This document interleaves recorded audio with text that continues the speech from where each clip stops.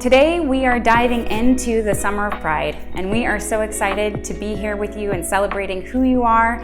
And at The Gracious Mind, we are a queer affirming practice, and we are here to support you on your journey wherever you are. In light of Pride, we think it's important to dive into interpreting practices and how to be a queer affirming interpreter and how to support your colleagues in the field.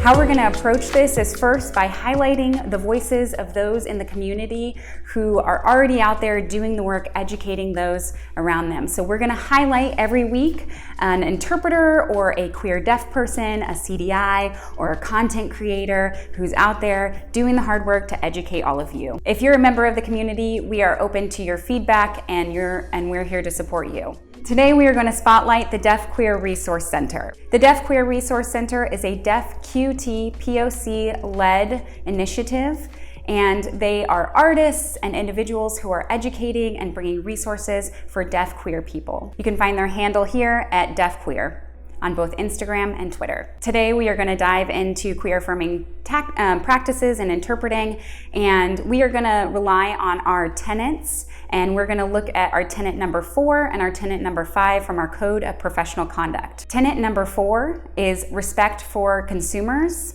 Tenet number 5 is respect for your colleagues, the students, and the profession. As we work in the field of interpreting, it's important to keep in mind that respect is a baseline. That is a baseline from our tenets, and we will use that to break down barriers versus build them up. The work of interpreting is very difficult. It's stressful, and we've talked about how many processes the brain has to go through in order to produce simultaneous interpreting. Can you imagine doing that work while also being in fear of potentially having to suppress who you are as a person? Many queer people live in fear of losing jobs and assignments just because of who they are. This is still a reality in our world today. We all have bias, and we all have schema, and we all bring something different to every assignment that we have. And it's important to recognize our bias and recognize our privilege and try to suppress it in order to better uplift our colleagues. If someone is visibly queer, you might try to make assumptions about them, just like if someone's not visibly queer, you might make certain assumptions about them.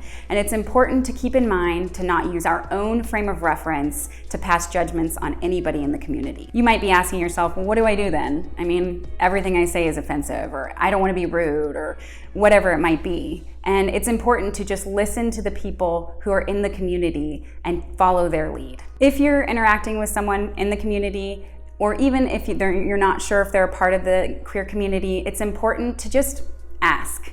And many queer people have come out and said, it's not uncomfortable for you to ask. Ask someone's pronouns.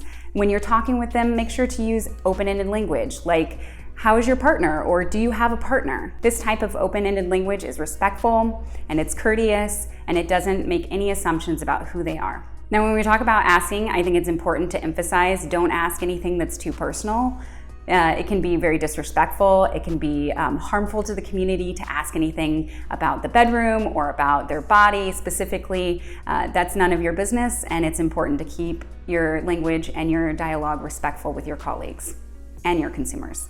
As interpreters, we have the privilege of going into individuals' most intimate parts of their lives. Think about doctor's appointments. Sometimes you're going to a doctor's appointment and you're interpreting for a consumer, and they may be opening up about something really important or serious or something that's happening with their body. Regardless of who you're interpreting for, if they're part of the community or not, it's important that they feel safe and secure in the knowledge that you are going to be respectful of who they are, their experience, and their journey and where they're at. To wrap up, we have included the Deaf Queer handles in the description box below. You can click on that. We also have our website listed below.